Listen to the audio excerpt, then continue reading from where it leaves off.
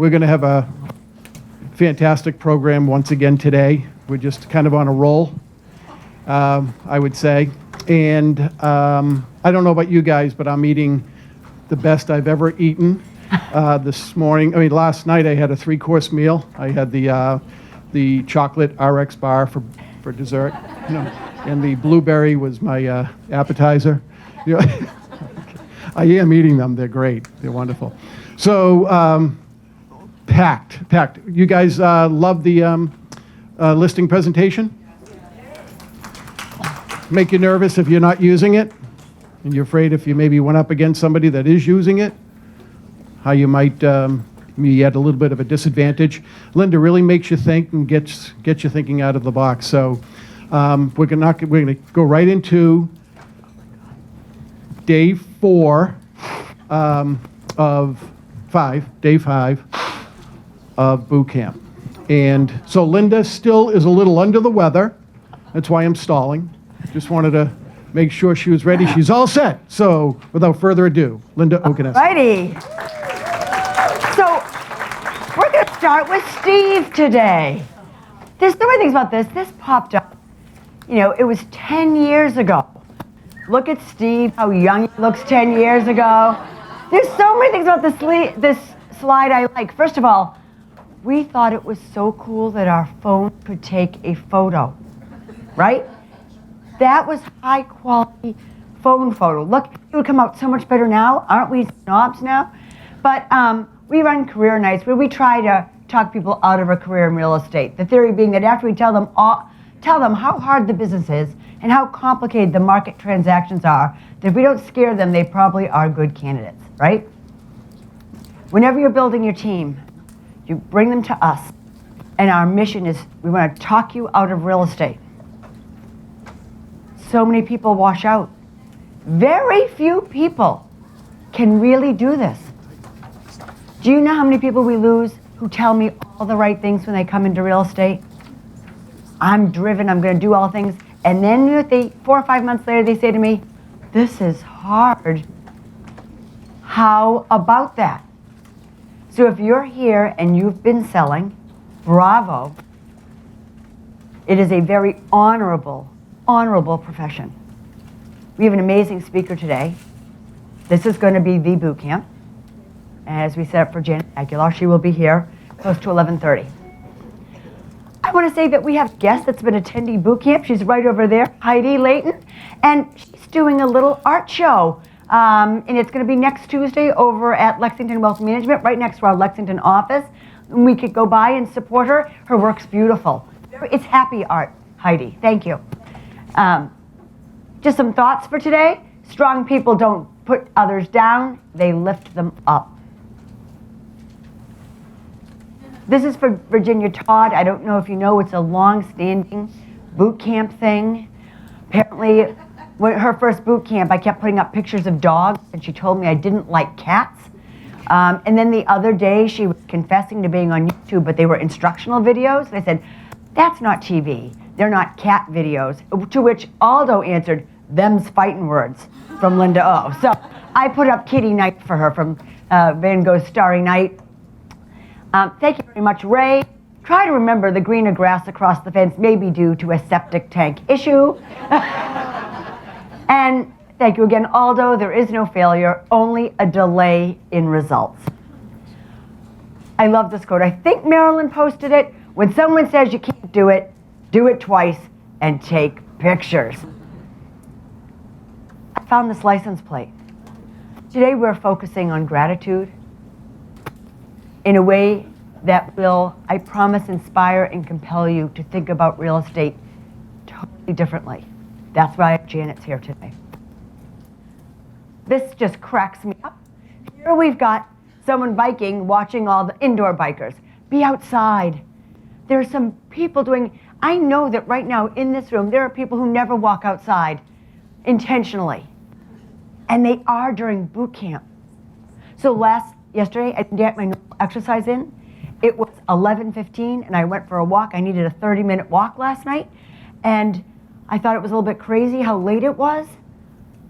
And I thought, this is nuts. And then I got into it. You'll find yourself getting into it. I forgot this photo the other day.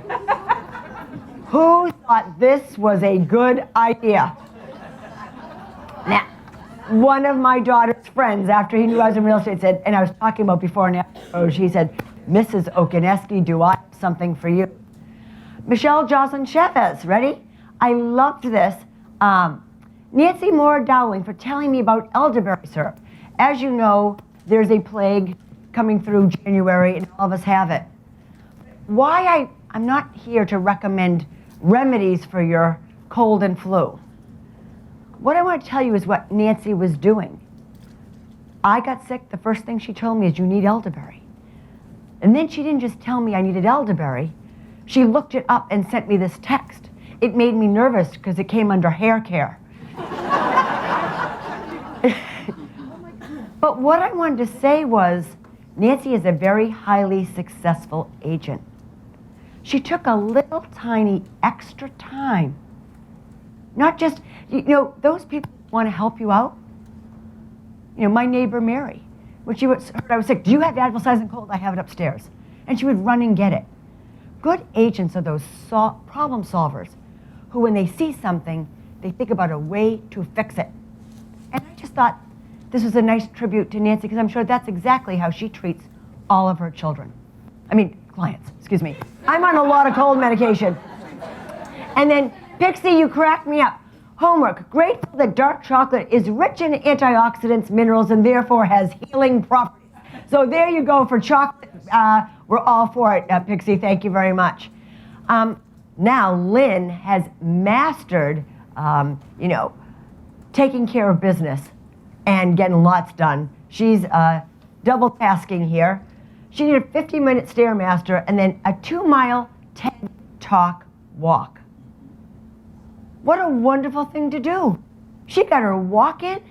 She was fueling her brain. TED is full of so many amazing things you should not miss.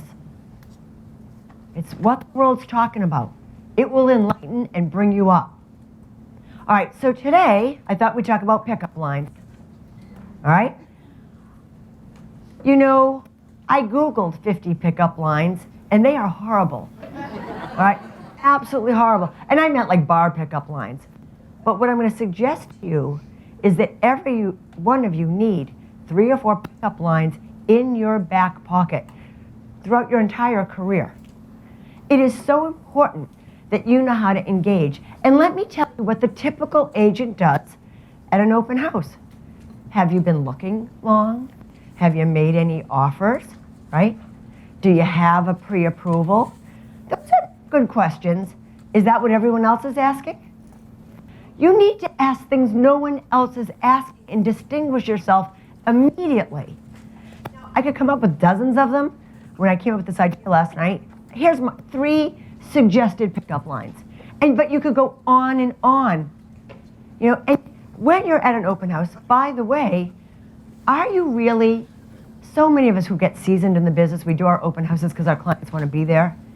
But new agents are hungry, and they're really doing a lot of business out of the open houses. They're not babysitting the house. They are there to work it. Because guess who's walking in the door?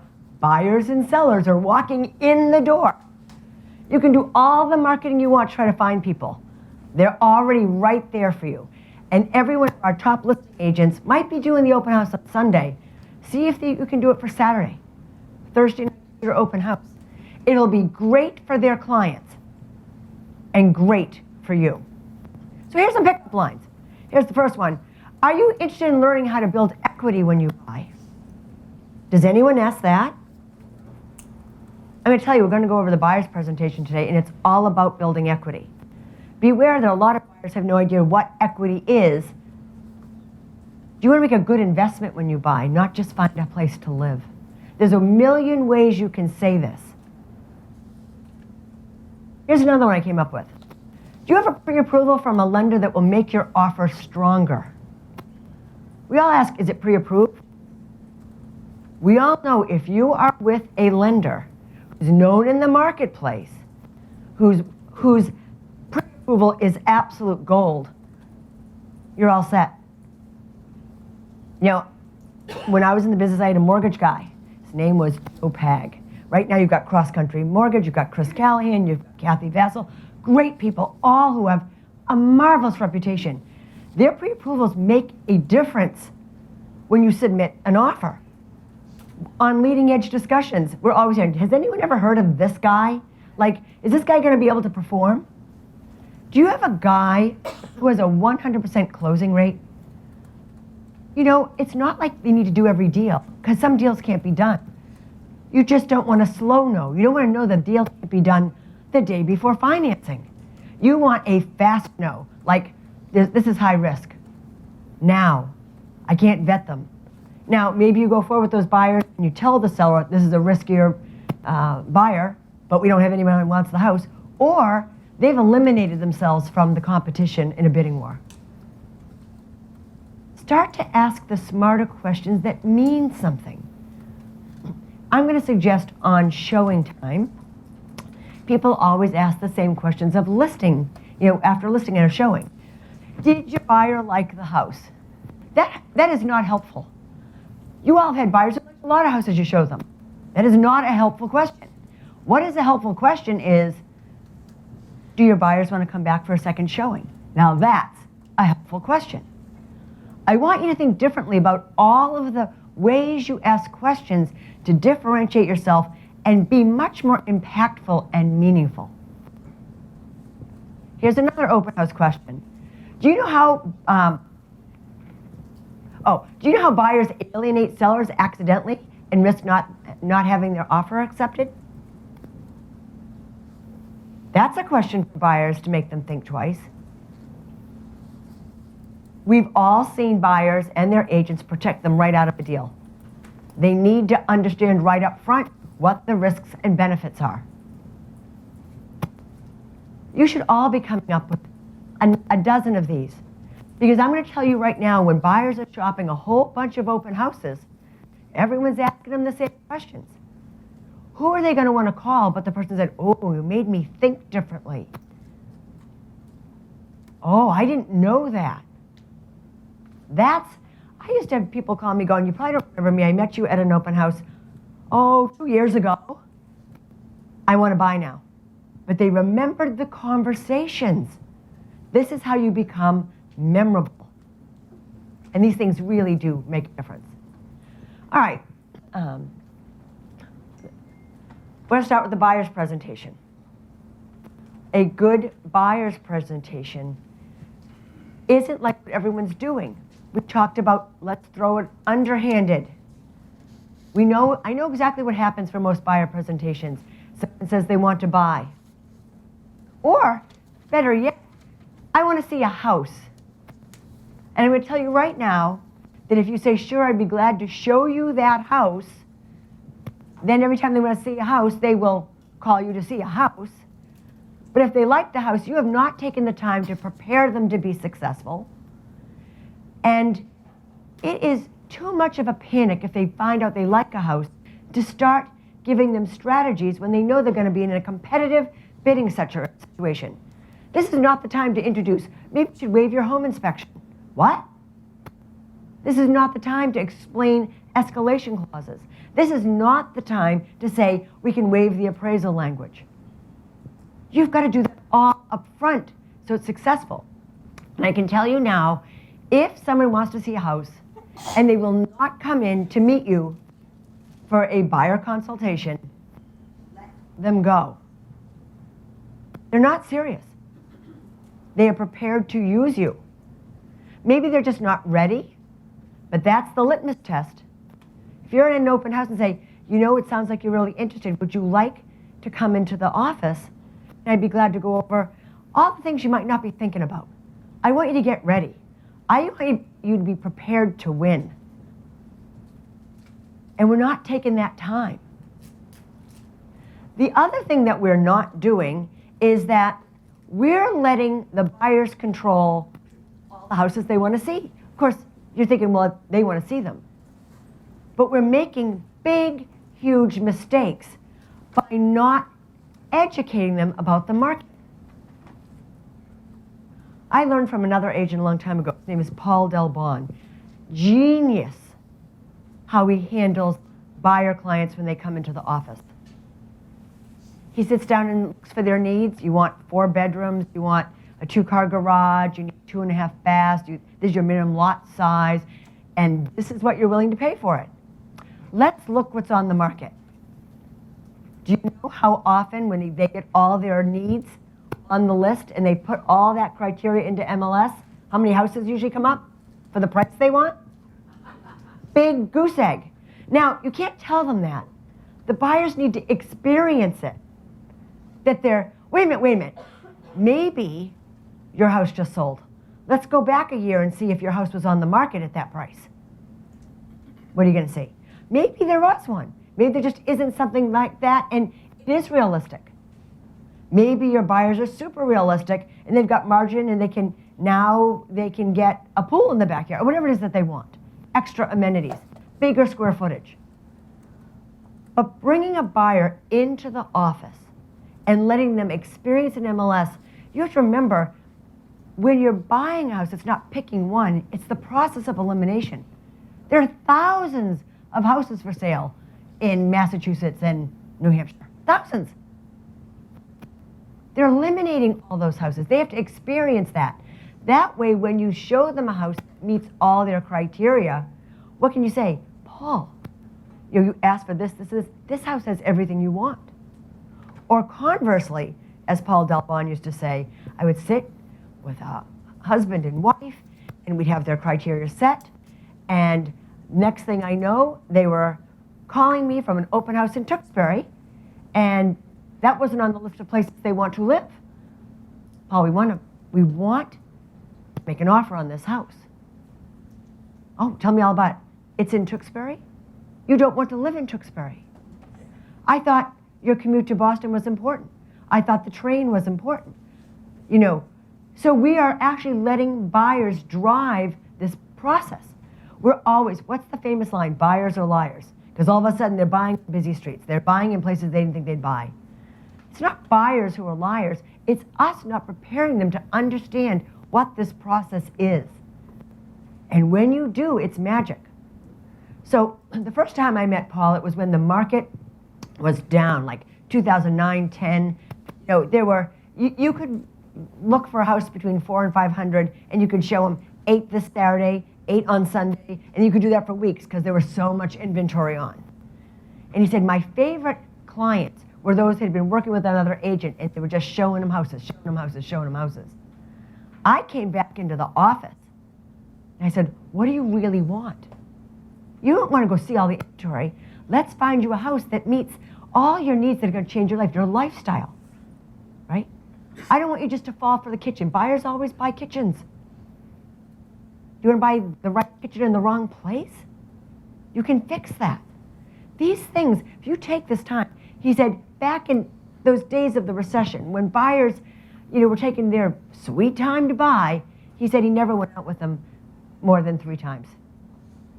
He got it down to 1.5 times average because he could walk into an appointment and say, this house meets all your needs. This has everything you want. And he never showed a house until they drove by it. Because is there anything worse than when your buyers say, oh, I'm not getting out of the car. I'm no way, I'm not living here. They just know it, right? But you're thinking, you're getting out of the car, you're gonna go in, because that woman has 2 kids and a dog, and she cleaned for you, and there's probably a security camera that's gonna show we were there, so you had better go in. You've just wasted everybody's time if they're not gonna live there from the curb. Now, I know in this market, sometimes you have to jump and jump fast. But think about the preparation. It's taking the time up front that saves all the time later. It's the same with the listing presentation. But we don't. We cut corners. We want it to be frictionless. I'll just go show them houses and then I'll write up an offer when they make an offer. But instead, you're out on 10 more evenings of lost time with your family and loved ones and friends because you haven't taken the time to get them ready. So you're going to bring them into the office. You're going to say, you know what? I'd like to educate you. And we do things very differently at Leading Edge. Because every other buyer's agent is just going to say, what do you want? And we'll go look for it. And they'll tell you to go get pre-approved. I want you to be smart, and I want you to think about an opportunity to build equity and make your house not just your home, but an investment. Are other agents suggesting that at open houses? Is anyone else out there teaching buyers to buy smart? No, I know they're not. Now, there are people, despite all of this education, who just want a house that's all done. That's okay. We have a slide for that. It says, you can buy one that's gorgeous and done and pay top dollar. You'll make your money with normal market appreciation. That's how it works. And they also know they have to pay more for that house that's all done. So here's the opportunity. I think this is a great way to start. Listen, buying a home always, even though market prices can slide during recessions, it's a good investment. Let's just look through the decades. Massachusetts home prices have gone, in 1940 they were almost $4,000. In the 50s, almost 10. 1960, 13.8. 1970, just over $20,000 for a house. 1980, $48,000. 1990, $162. Remember all the appreciation of the 80s, right? Year 2000, $185, still went up. We had that recession in the early 90s. 2010, $300,000. And for the first time in Massachusetts, average price sale went to $4. Just really at the end of last year. It is a good investment if you're going to stay. Simple. What type of buyer are you? Do you want newer construction only? Do you love older homes with character? Do you want move-in ready with, you don't want to do any repair? Move-in ready, no repairs. I don't have to do any cosmetic overhaul. Are you willing to do some upgrades? If you're at leading edge, these are all your slides. They're going to be posted. All right, so you can write these down. Handy person, unafraid of challenges. Don't know which end of a paintbrush to hold, right? And this is a great way to start the conversation. Develop your real estate vision to build equity. Trust your vision. You can turn an outdated kitchen into your kitchen. Emphasis on yours. You can transform a tired bathroom. You can quickly build equity by considering a home that's not yet perfect. Make it your own. I can tell you this is a different approach than other agents use. And this is where this all came from. When I was 6 years old, I had 2 kids, and my grandmother gave me $10,000 for a deposit on a house. We bought a 2-family with a friend. But I remember when my mother took me out, everything we saw was so smelly and so ugly, I thought, oh, my budget is not very good. But my mom said, don't worry, I can teach you to have vision. I'm going to teach you to transform this house. You're going to like the house. I didn't even understand it when I was a new buyer. I am superbly excellent at real estate vision now, but I can assure you, your buyers are not. They get scared. Remember, the #1 reason houses don't sell is wallpaper, right? They don't understand how to do it. And you can be their hero. You're their hero. Take the time to go through this presentation, and you're like, they are going to love you. And they still might buy the house that has everything done, but they will appreciate that you took the time. I might not be that kind of buyer. I don't know which end of the paintbrush to hold, but they will love you for it. So there's a guy in Seattle who takes homeless people off the street and he dudes them up. And again, we're going back to the human experience and your reaction. Here's this guy, and you just need to say to your seller, look what happens with decluttering. When you see a messy house, it just needs to be decluttered. You want them to feel this as they see it.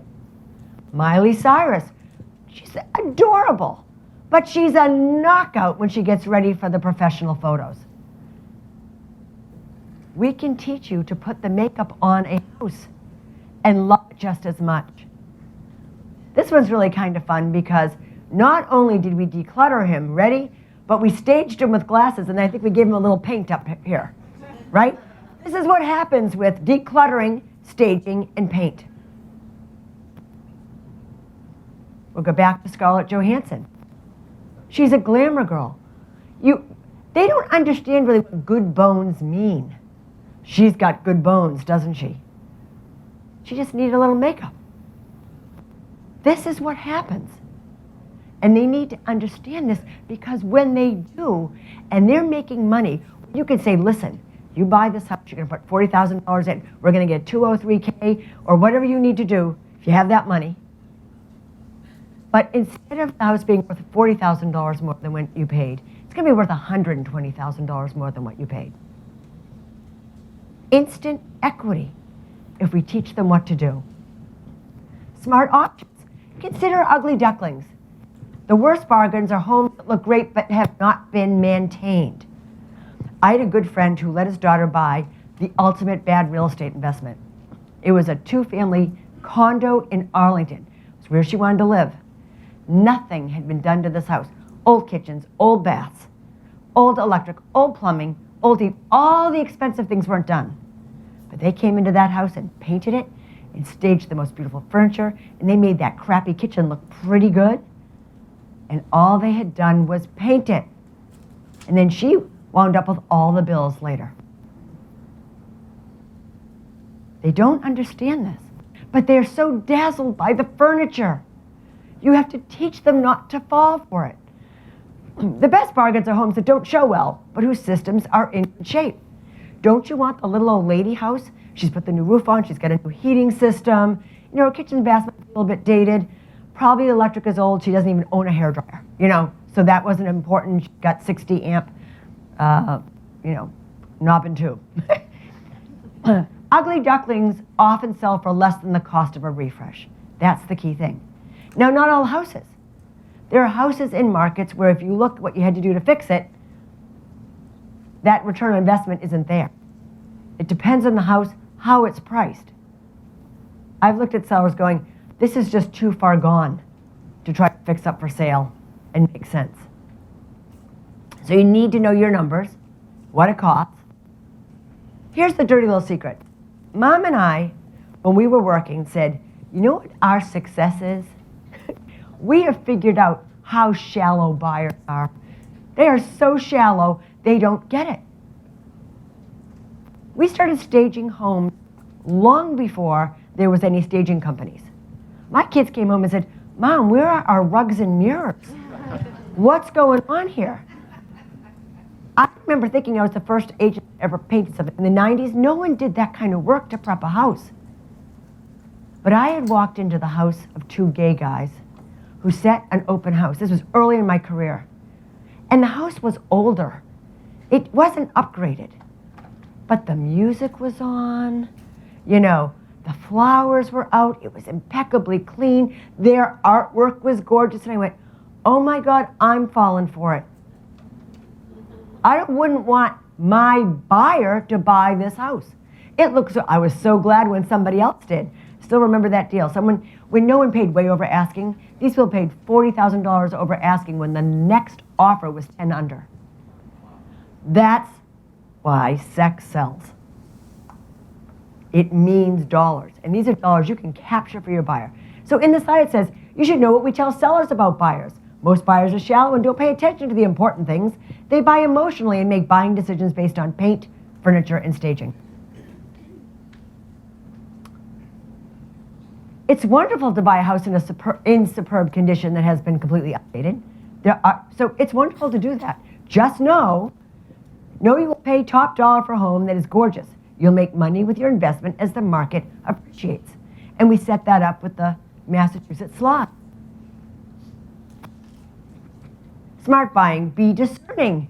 Buy problems can be fixed at a cost that makes sense. We just went over that. Is there a good return on investment? Ugly or structural issues can be fixed.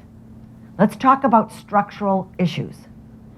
I remember back again during the recession, some big developer contacted me and he said, Linda, I see you sell a lot of real estate. I want you to find me the houses to rehab. Not the ones everyone else is looking for. I want the ones with structural issues. I want the ones that are scaring the hell out of everyone, because you get those so cheap. And what does he do? In those basements with splayed foundations where the buyers are all wonky, he brings in a mason and he fixes it. As a matter of fact, I've been saying this for years, after a home inspection, when a home inspector says, oh, I think we have structural issues, and the naive buyer says, what should we do about that? And the home inspector says, well, I think you need to bring in a structural engineer. You've just cost that buyer, what, $2,500? Easy for a report. That'd be minimum. I thought, why are we doing this? Because every time, early in my career, we did that and we paid the money for the report. Then we just went to a builder, a mason, somebody who understood how to take care of it. I mean, I've seen termite damage where the beams were collapsing. You just put a screwdriver right through. There's no structure there. That ceiling is being held up by habit. That's all it's got going for it, right? It's defying gravity. When you see those things, you don't need the structural engineer. You need the guys who have the tools to build the beams. You just need the mason, the foundation guy. We complicate this a lot more. So the next time you hear those, it's the poisonous words at a home inspection. You might need a structural engineer. Say, listen, I have buyers, but if you've prepped them in advance, you hear you need a structural engineer, that's what home inspectors say to cover their ass. What you really need is a builder who can put it in place. And those homes are full of equity because everyone else is scared to buy them, and they can be fixed with money. Any problem, virtually any problem, outside of things you can't control, like an environmental problem, can be fixed with money. But what buyers think is they buy in the bad location because they're afraid to tackle these kind of things. Where if they would tackle these things, they'd be building great equity. Bad location or bizarre layout can't be fixed. I mean, I suppose a bizarre layout can be fixed, but those little teeny New England houses where the only bathroom is on the first floor and the bedrooms are upstairs, those are really not worth fixing because now you have to sacrifice a bedroom and then you've lost your equity. Those things can't be fixed. But everything else can be fixed. So make sure your buyers know that that's where the location thing comes in, because you can't move the house. You can't change the neighbors. Going back to some just great before and afters. Heidi is in the room. This was your listing. This was, 2009-10, again, bottom of the market, busy street in Malden. The market has completely collapsed. We walk into this little 3-bedroom thing on Forest Street, and we are gagging. Gagging. She was like $180,000 on a good day. We have people. Everybody needs a whole bunch of people in your back pocket that can come and transform this house.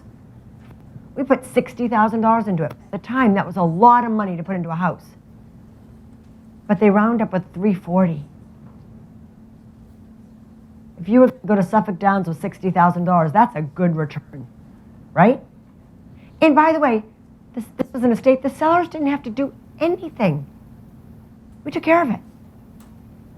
And when you do things like that for your clients, you should charge more money. You've become the general contractor. And you've just made them a boatload. Think about the delta between a 4 and 5 or a 5 and 6. You earned it. Don't be afraid to charge it. Those people walked away with so much more money. Clutter. They just back out of the room and they, I can't see it. When they see it just needs to be cleaned up, it comes empty. We always reminded our buyers, homes come empty. When they are cluttered or when they are empty, they always look smaller. You need to understand that. Early in my career, I remember this weird thing. Wonderful buyers, we found a great house, we did the walkthrough, and as we were going back to the car after the walkthrough, they went, Linda, it's so much smaller than we remembered. We'd removed the furniture. They couldn't see it. So that's also why staging works. Things look smaller. You can't figure out where to put stuff. My mother, who was brilliant, kept a piece of string in her pocketbook. It was tied at 4 corners. It was a queen-size bed. Every time she walked in to a bedroom, when you thought it wouldn't work, she'd put her string down, and it's like, there's plenty of room for your dresser and everything else, but it doesn't look like your bed will fit. How can you fundamentally change that? There's simple little things that you can do to move your business forward. We love, we're painting everything white now, but look at the natural woodwork here. Classic 2003 red dining room. But look what happens when you just stage a little bit and you paint it. That's a different house. Think about when you're meeting your photographer, closing the door if it's a pretty door. These simple things have huge impact. Change the light fixture. Paint the wall. It's good staging. It's all it required. This is not hard to do. If your buyers understand that, they're not going to be freaked out by the red dated, dining room that they associate, they're so young now, with their grandmother. Smart options, kitchens and baths, refresh or renovate. I can show you how to transform for less money than you think. We have a team of experts to help. It's amazing what you can do with a white kitchen. Look at that. Same floor, same appliances. They painted the cabinets, staged it up, put cute little stools in. Your buyers don't want the cherry kitchen anymore. They don't want the dark wood. But I can tell you, my daughter sent me this article, New York Times, avocados coming back. No, color's coming back. Really, they said blue is coming back. Blue, not no, I'm just saying that pops the color, the designers now. So think about how design works. A fad lasts 3 years, and a trend is 7 to 10. And the entire design world has to change the trend, because if you don't, they can't sell you anything else. So that's about the time you get tired of looking at it. White kitchens will be out. Shaker cabinets will be out. Everyone will know you did that in the 20 teens. They will know it. They'll look back. At least that, however, is classic, right? White's still going to look good. There's always been a white cabinet phase, but they're going to want darker, more rich colors. They're not going to want white countertops. They're going to want color and pop of color. They're going to get tired of the white. But right now, anything but white is seen as a detriment. Buyers want their... Hello? Oh my, that dropped. The sex sells, there we go. Thank you, Rose. All right. Are we good there? That's good. So think about that. Bathrooms. Simple bathroom. What can epoxy paint do? This is just epoxy paint. We even did the floor. Painted the cabinets. Look at the old style cabinets. It even had that little gold insert. I'm Italian, I can say that, but all the Italians love all the little gold and everything, right? All my aunts and uncles would love that. They put a new toilet in, did a new counter and sink, changed the mirror. Not expensive. Which bathroom do you want to buy? Can you create it and build equity? This was a flip I did years ago. This is how I put my kids through college. This was over at Ave. That's IKEA. When you can say to them, go down to IKEA, you can buy everything for your kitchen. The cabinets, the countertop, all of the appliances, the lights, the hardware, everything but the floor for $20,000 or less. That's a lot. Now, you still have to install it. But what does everyone say? It needs a new kitchen. It's going to cost me what? $100,000, $75,000, $150,000. That kitchen slayed. And that's now dated. But it was one of the first lighter white blue kitchens, right? That's when Ramsey started. That was the first house he sold. Bathrooms. Just quick. Fresh and update. Pardon? Close the seat. Yeah, see? Yeah, knowing how to stage. One of the things you need to understand, and the term I used all the time, is paint. Paint is another word for clean. The miracle of paint. This is what my mother taught me. And when I needed my first set of kitchen chairs, we took them off the curb. You know that beat up rock maple that looks so ugly that no one wants, with really, I think it had orange and gold, harvest gold kind of 70s colors on the seat? My 6-year-old Brian and I sat in the basement and we painted them a very cheery yellow. And then I went over to Simmons and picked out a pretty fabric that looked like Monet. And everyone was like, "You have the cutest cafe chairs." That's how it works. And when they understand this, and you give them, this is a gift that you're giving them. When you take the time to give this gift, you will be rewarded. Paint. Painting that woodwork. And you know how the trends will go. Once we have painted all of the woodwork, it's going to be prized museum quality to get natural woodwork again. It's disappearing. Just like multifamilies are disappearing because we've turned them all into condos. These things are disappearing. We saw this the other day in the cellar photo. But why I'm bringing this is, whenever you're doing a seminar or any presentation, it's all the exact same concepts for the buyer and seller, right? The difference is, which side are you on? You're going to give different advice depending on who you're representing. But it's all the same material. I love that photo. Think about that. That was a pass-through. You know, I've seen these all in the 1950s house. That's how you go to the backyard. You walk through this crappy little brick room. Look what happens when you paint the beams.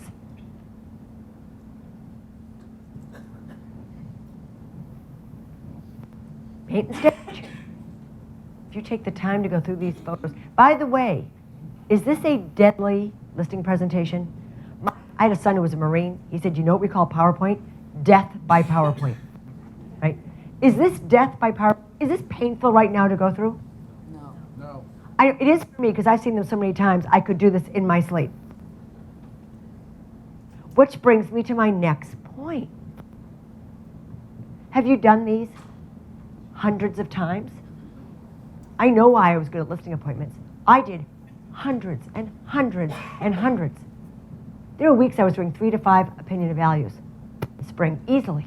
We were putting 3 and 5 houses on the market at a time. That's why I got good at it. Anybody in this room that's trying to get business, I'm assuming you have a friend, a neighbor, somebody who will humor you. You want to get business? Start practicing with people who already love you. You need the feedback. You need to see where the bumps are. You need to make sure you understand how this rolls. And it's not that they're going to move anywhere, but I can tell you, your friend who bought or sold a house did not go through any presentation like this, ever. And they will start to refer you. I only had a couple of agents ever do this. If you did your 30 coffees in 30 days and said, "Can I practice my buyer presentation on you? Can you humor me?" Do you know how much business you would get? This is easy. And by the way, have we killed them? Are we killing the poor person you're looking to? Even if they're not in the market, they're intrigued by this. They're intrigued. I didn't know that. The first time Christine George in our company, who had bought with someone from another company before she worked for us, saw these presentations, she said, "I wish I didn't know all that when I bought my house. I wished I had known that when I bought." You're laying down the most magnificent foundation for success. Who wouldn't refer you? That was so interesting. I didn't know that. There has to be almost an equivalent, I'm thinking, in lending.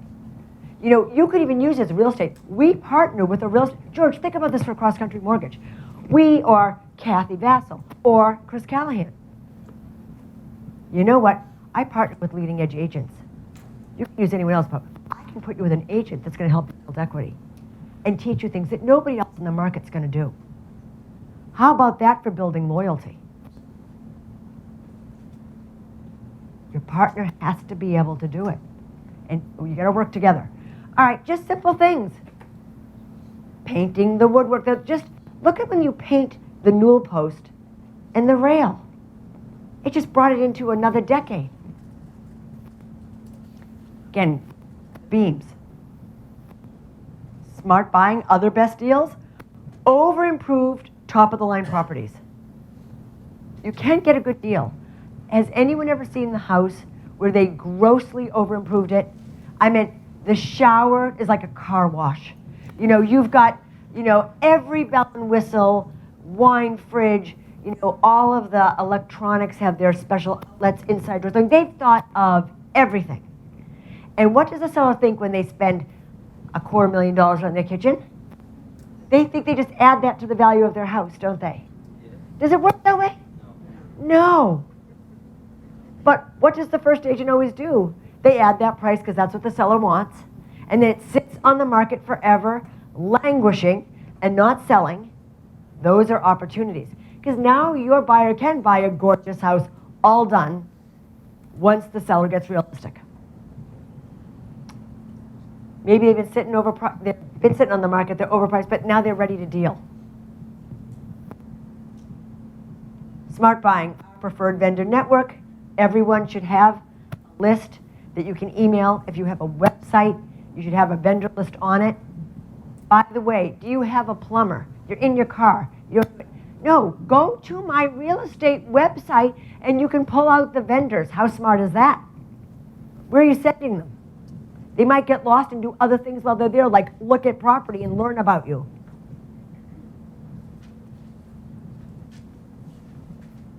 What you need to know. Here are some fun facts. Market facts. Sellers don't determine home prices. Sellers put a price on the house, but not the value, right? The market does. And they need to understand the basics of absorption rates and months of inventory, but don't go deep dive into that because they don't understand it. It's basic supply and demand. When there's less supply, prices go up because people are competing for them and it drives the market up. When the market starts to stabilize, buyers hold the line, and we're seeing that in some of the markets. You know, how about all those times where you're accepting offers Tuesday at noon? You know it's a great house. Tuesday at noon comes, nothing. They're tired, they've got buyer fatigue, they do not want to get into a bidding war. So then they call you Wednesday and say, did it sell? Now we can deal. That's the beginning of a stabilizing market. Buyers push prices down when they see prices softening. Buyers pay tomorrow's price, not today's. They don't know that. This is not a conscious thought. But if all the news is saying prices are softening, they don't want to pay what the comps are because they're going, if it's softening, it's going to be worth less in a couple of months, but I need to buy a house, so I want to get it cheaper. That's how the market gets driven down. Negotiation opportunities. Looking for languishing, overpriced properties. This is Ramsey's line. Smell the equity, right? Nothing like a good stinky house to make a lot of money. We saw the reverse when I said, does anyone in your house smoke? And what did we say? Because if I can tell they do, you're going to get tens of thousands of dollars less for your house. In good neighborhoods, it could be 6 figures. Easily. But when that house stinks, what does it take to make it smell better? You get all the furniture out, and you get all the material. Sofas, rugs, drapes, all that stuff is the shades. They're covered in brown nicotine. Well, getting rid of stuff is a dumpster. And then you paint it. And you've solved the problem. That's all. I've seen such bargains when people walk in and they smell. Well, cat's different. When you get the cat pee, that cannot be solved by any other way than replacing the floors. There's no fix. You need to know that. But discount it. Take that into consideration. How much is it going to take to put new hardwood floors in? You probably have to do the whole house anyway. You're going to have brand new floors. Personal clutter, dated furniture, and wallpaper create bargains for buyers willing to roll up their sleeves. I learned this the hard way.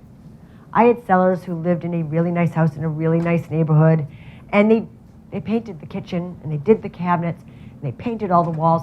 It looked good, but they wouldn't stage. And I can tell you now that their plaid upholstery, those rugs, the Chinese Orientals, they just weren't in fashion.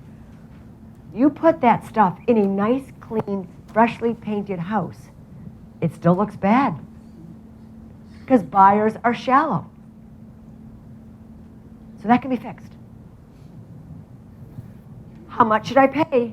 We're here to guide you. I'm not going to do it here, but after boot camp, I have promised people that we will sit down and go through IMAX again, and everyone who wants to can come and learn about absorption rates, closing rates, months of inventory, sales trends. Let's go through it. We'll do it in February because you just need 3 charts. I'm not going to be like Ramsey and give you all these formulas. You need to know what EBITDA is or CAM or the floor ratio. 3 charts. It can be easy. And now you're a rock star at every cocktail party you go to. Ready? What's going on in the market? Well, the absorption rates are really starting to fall. It means nothing to them by going, oh my God, Patty is really on top of her game. And I love to make fun of me every time I do this. The first time we ever introduced absorption rates and things, she left there with meticulous notes. And she said, Linda, I don't really understand it, but I sound so good. I just run the report like you told me, and I say what you told me to say. About a year later, she said, I totally get it now. I totally understand it. It makes so much sense, and it's so helpful. We can help you read the market data on each neighborhood, use current data to analyze properties, react to multiple offer situations. Now I'm going to tell you this. Is this completely bulletproof? The old presentation used to have to know things. You could literally sit down with your buyer and say, I'm going to answer emails. Why don't you go through the buyer presentation? It's all here. Now you should be there. What I used to do when I was really busy, and this is so bad, listen, Michelle, would you just go over this presentation? I've left you a notebook and pen. Just ask questions. Write down your questions and we'll answer them when we get back together. How lazy is that? But they took their time and they went through it and they had good questions. And I probably always had some things I wanted to make sure I articulated. They might not understand with the photos. Let's go through the photos together again. They love them, but point out the things they didn't see. The rest of it is all there for them to learn. We're going to help you offer the amount that's right for you. Visiting open houses. These are the rules, right? See as many as you can. Great way to quickly explore inventory. Always register and mention my name. Little things that, this is what happens when you don't go through the presentation. All of a sudden some agent is calling or trying to get your buyer, when they hot and heavy, to make an offer with them because they didn't sign you in as an agent. We see it happen. But why would they if you haven't explained? They do not know how you get paid. They obviously don't, because we see buyers say crazy things like, they called the listing buyer directly and said, Maureen, would you show me this house? I'm really excited about it. We're pre-approved. And you do. And then at the end of the showing, they say, we really love it. My sister's a realtor. And then we're going to go back and make an offer. Thank you, Maureen, for coming out and changing your birthday plans. Right? Take notes for our feedback discussions. If you go do open houses, you should be talking to your buyers. What did you see? What did you like? What's appealing to you? How did you like that town? Did you go have lunch? Did you, go have a cup of coffee? How does it feel? Did you find the yoga studio? Do you know where the dog park is? This is important. How far away is it from the train? Dealing with for sale by owners. Their pricing is usually less accurate. They made it up, right? They may be under or overpriced. Some for sale by owners are bargains, strangely. Most for sale by owners understand that a fee needs to be paid. There's a lot more on the slide. That's all they need to know. Right? These transactions need an agent who knows what to do, and I know what to do. There's no one there as a project manager. Smart tips. Buyers overlook good properties when it's raining. Steve Chuha tells a story about when he sold his first Cape. He had 3 little kids, right? And he said to his wife, this house is all about the yard. We have the most gorgeous, idyllic yard in Reading. And I'm just telling you right now, if it rains on Sunday during the open house, our kids are sick and we're closing it down. And I know this to be true, and this is actually where I met Steve originally. I had buyers that were relocation, and I went through and I showed 3 towns, you know, one of those, we're gonna have breakfast, lunch, and dinner together today things. When we started at my favorite house, the one I knew they wanted, because I wanted that to be the benchmark for the rest of our showings. The best house. It was pouring rain, like the kind where you can't even look up and you're drenched through, right? We proceed during the day, we have lunch. We wind up meeting Steve in Reading that afternoon in this gorgeous sunny afternoon. The day, you know how the days change? Staging. Yeah, all that, you're right, all that sunshine staging. I can tell you, they bought that house, and at the day of closing, they said, Linda, we're happy with what we bought. But we were talking. You know what the best house is, the one we should have bought? The first one. But it was raining. I canceled. Do you remember? It was about, I don't know, 2006 or something. Do you remember the week that was just like hurricanes and rain? It didn't like stop raining for a month. We were telling ourselves we're coming off the market. Nobody falls in love. And they don't understand that's why they're doing it. Unless you've taught them in advance. It's going to be gloomy. The house is going to feel gloomy. But this meets all your needs. We're going to come back when it's sunny. Or maybe nobody else will like it because it's bad. That's also, watch that first weekend in spring. You know when the daffodils are coming up and the yards are coming green and everybody's out? Look at the sales that week. When you look at the sales trend for the week when things went under agreement and got top dollar, it's that first sunny week when people are exhausted from the gray March and April. How many properties were in agreement this past weekend? Right. How many properties they were storming open houses this weekend because it's always 70 degrees in January, right? But you need to understand how much this affects the sale. My mother used to cancel showings too with buyers. It's raining today, but she used to be upfront. You're not going to like anything. I found a great house for you. You won't buy it today because it's raining. If they insisted, then they wanted to prove her wrong, and they go forward. Right? That's human nature. I'm not that shallow. But she said too often it was happening. So these are established patterns from established agents. Buyers don't bond with a good house if the seller is home. Is there anything worse than walking into a house with the seller who has the TV on? Right? You know, it might be an elderly woman who doesn't want to leave the showing and she really wants to watch, you know, Phil Donahue is her name. I don't know my TV. Whatever you watch in the afternoon. Ellen or somebody who's on, right?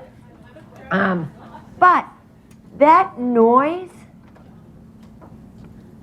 it affects how you feel about the house. So back pre-PowerPoint, picture this. Before Linda Okaneski was able to kill people with PowerPoint, I did my first seller seminar. And what I did was I bought 2 sheets of that really bad 1970s paneling, right? And I had David put 2 windows in, and then I set the stage. So in one, it was like a typical house. We had pill bottles in the little window. I used one of those smoky nicotine shades in the little window. We set up 2 little tables like it was a kitchen, had the newspaper on the table, you know, the box of cereal was out. And then we bought a little countertop at Home Depot. It was blue Formica. And all we did was paint the blue Formica. We painted the paneling. We put a pretty little curtain in it. We had flowers everywhere. Our table was set with a pretty tablecloth. That's how I did the seminar because I didn't have before and after photos. I created, but this was my favorite part. And you'll appreciate this, Catherine Clancy, because I hired Drew Linehan, who was a big actress, and I got Drew and her buddy, and I can't remember his name right now, to, as you entered into my little set at Memorial Hall, you had this big passageway. And I set up a TV, and I had 2 teenagers talking, and full of junk and crap everywhere that you had to walk through. And people thought, this is a really weird seminar that Linda's having. What's going on? But I got a chance to explain it to them later. What was going on was, how did you feel when you walked through all that chaos? It didn't feel good. Music is so important. One of the instructions we give every seller is, when you leave, we need to know how to turn on the music, right? And what do you want to be playing? Jazz is good. Anything they'd play at Williams-Sonoma would be good, right? Sometimes it can even be classical. It should be easy listening and pleasant music. I had a guy once who misunderstood the instructions terribly on a really nice big Victorian house, and he was into music. And when I walked in, it was a cacophony of noise.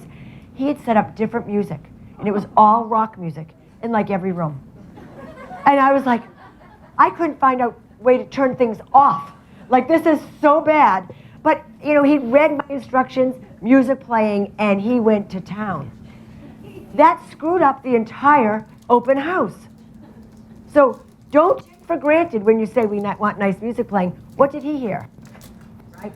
Rolling Stones. That it's going to be great stuff at my house. You're going to feel energized and good. But in the hallway, it was like, whoa, right? When a house is empty or cluttered, it seems much smaller than when it's beautifully appointed, so buyers often overlook a good match that doesn't have furniture to define the space. There it is for you if you haven't explained it. Short sales and foreclosures, bargains, but often poorly maintained. Remember, short sales and foreclosures are distressed properties, not just because the property itself is distressed, it's because the clients are distressed. They didn't have any money. So they have to be bargains because nothing's been done, it hasn't been maintained. Because don't people like, you know what, I think I want a short sale. I'm all in. Let's buy a foreclosure. Let's go to auction till they find out you could be 18 months waiting for a close. And my lease ends in 2 months. That's perfect, Tamara. It's not for the faint of heart. Use caution. It can take many months to process. So here we go. Bidding wars. Do you like to play chicken? Some people don't. I still remember Michelle Goodwin early in her career came up to me and said, my buyers don't want to be in a bidding war. Like, what do I do? And my first answer was, well, you have to find them a house that nobody else wants. They need to be confronted with that reality. Because the good houses that are priced right will attract attention. So if they don't want to get into a bidding war, say, fine, we don't have to. We need to find a house that no one else wants. And what does that register? Oh, I didn't think of it that way. You can avoid bidding wars on homes that aren't selling, right? I'll help you find your house at the right price. I'll be your 5-star general in any bidding war, right? Smart offers. Pre-inspect the property. Allows no inspection tactic. Over and over again, I have seen savvy buyer's agent recommend that their buyers do a home inspection before they own the property. What's the risk? You just paid for a home inspection and you didn't get the property. 95% of all listing agents will respect that so much that if you're not the highest offer, they're going to go back and say, I got a done deal with you. Right? Can you match my top price? Then they're done. Consider waiving home inspection altogether. Wait a minute, did my buyer's agent who's there to protect me just recommend that I waive my home inspection? Yes, but only if you can afford to. I have seen a lot of buyer's agents get very excited about all these tactics and use them and then have to back out, and their buyers were losing their escrow check, that $1,000, because they couldn't go forward, you know? Because they would come in later and get scared. Consider waiving financing contingency. An agent in yesterday's class said, Linda, I never let anyone waive their financing contingency. What if they lost their job? Okay, that can happen. I'm going to put that another way. 2-month closing. Financing date is 30 days. Your financing date passes. They lose their job. It can still happen. Your deposit is just at risk 2 weeks earlier. Tell your buyers to behave. If there's any, at the office so they don't get fired, don't misbehave at the Christmas party. Whatever you need to do, keep your job. If you know your company's in trouble, maybe you shouldn't be waiving your home inspection, but your deposit's at the risk regardless at some point. Make sure you have a solid gold pre-approval. Critical. And then there's always, I am going to waive my financing. I'm not going to waive my financing, but I will make it just subject to the appraisal, which is kind of almost, you've still made a financing contingency for the seller. Offer as much as you can afford. By the way, I think they need to be reminded, usually the most money wins. I don't care how much money you have down. Matter of fact, I don't understand listing agents who say, I took an offer $20,000 less because they were 50% down, right? And there was another buyer, maybe they had a 3.5% deposit, but it was with George or Kathy or Chris. If you know them and it comes from them, why would a seller walk on $20,000? And yet listing agents have been trained that, it's good to have a bigger down payment. It is. But you have to think it through. I can't believe sellers leave this kind of money on the table. What can you do to talk to the lender? If it's an FHA thing, does it meet the requirements? These things still work. Is it worse? At least explain the risk to your seller. Listen, we have several other backup offers. We can always go back. We know it's worth it, but these people will pay more. The reason they have to pay more is because they're being totally prejudiced in the market, right? And the only way they're going to get any seller's attention is to pay more than anyone else. And we need to be open to the vets. The vets. Mary, you worked with a vet a couple years ago, and I watched you going, nobody would take his offer. And you're like, I'm getting this guy a house. I'll stick with me, because that market was red hot. And he didn't really have any money down. Now, they need to find money. They need to put up some collateral.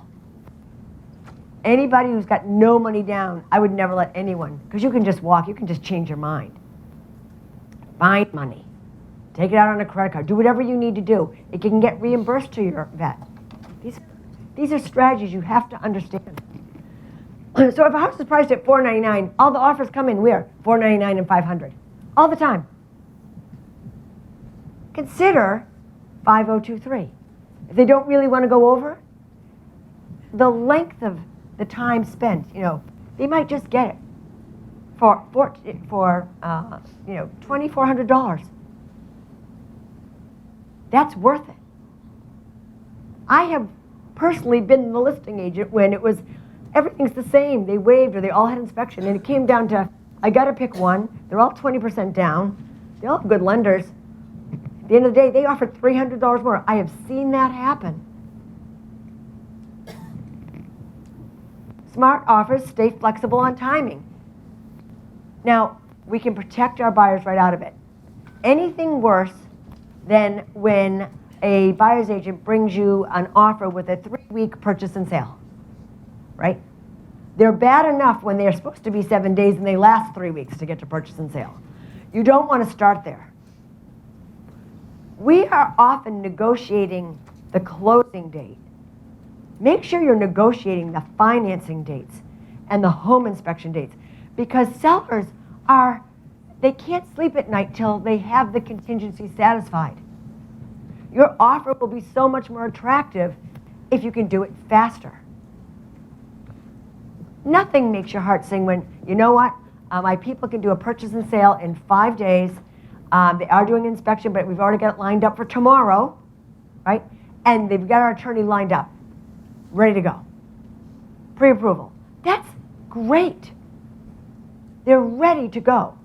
The other thing I don't see people doing with buyers as much is, why are you bothering with the offer? You've got great clients. They have money. They know they want this house. Especially, you're someone looking for that trade-up. They've been waiting 3 years to find it. They want this house. And now, after 3 years, they're in a bidding war. Present that listing agent with a purchase and sale. It's already been reviewed by the buyer's attorney. Here's my 5% down. That'll get their attention. Right? Simple things. You don't need to have an offer. We talked about that. You can go right to purchase and sale. But very few people use this technique. Keep this in your back pocket. It's extremely effective. Avoid competition. right? Don't ask to be notified if another offer comes in. That is asking to be in a bidding war. I want to explain this concept because I never understood it. As a big listing agent, agents would call and say, Linda, my people love that house. They're seriously thinking about it. Would you please let us know if another offer comes in? And I want you to understand, what is the psychology there? Why are they asking to be in a bidding war? Because they want to know that someone else wants this house too. They, psychologically, it is so important that somebody else wants it too. Just like, have you had the buyer that freaks out? They learn they're the only offer in a hot market? What's wrong with this house? They need that confirmation. It feels good. And they're going to ask you to do that and wait to put their offer in unless you've trained them that that's silly. But if you haven't done it in advance, it's too hard to explain. Like, your mind is swirling. Remember, quickly inspect, sign the purchase and sale. Oh, we went low. Quickly inspect, sign P&S, and get financing to make your offer attractive to the seller. What's an escalation clause? Everyone needs to understand it, own it, memorize it, and see why we did it a little bit differently. They're perfectly legal. When I started using escalation clauses in the early 90s, no one heard them. I told you I borrowed it from commercial real estate. Here's mine that I made up because I saw a trend. When there's a bidding war, often the highest bid is from a buyer who's trading up and needs to sell their house. So what they do to attract the offer to the sellers, they say, we're going to offer a lot of money, but you need to give us time to sell our house. Now, do I want my buyers competing against someone who can't perform? Those buyers can't buy. And you need to explain, sometimes even to the listing agent, I know that offer sounds good, but I'm escalating against an offer that can't perform. So we wrote the escalation clause this way. Buyer agrees to pay X more than any other bona fide offer without a home sale contingency clause. You got to add the end. That's the magic. And that protects your buyer. People who have a home contingency clause can't really buy the house. We don't want you competing on a price with a buyer who can't perform. Explain that. Don't you look smart? Never thought of that. When using an escalation clause, you must determine a strong base price to show you are serious about winning in a competitive situation. I've seen buyers write up offers. They're completely blank on the price. They've written the escalation clause in. Hey, we'll pay more. We'll pay $12,000 more than anyone else. That's not a valid offer. You have to have a price. You have to have escrow. You need a good faith deposit, and you need a price. And by the way, everyone wants to cheap out when they put the price in. Listen, I have a big escalation clause, but let's see if we can get it wicked cheap. You are micro-messaging to the seller that your people might not be serious. If they're really willing to pay more than anyone else, put it out there. I've seen people make great offers they don't even need to escalate on. They are the top offer. And if they're close to the top, we know they're serious and can afford it. So think about that.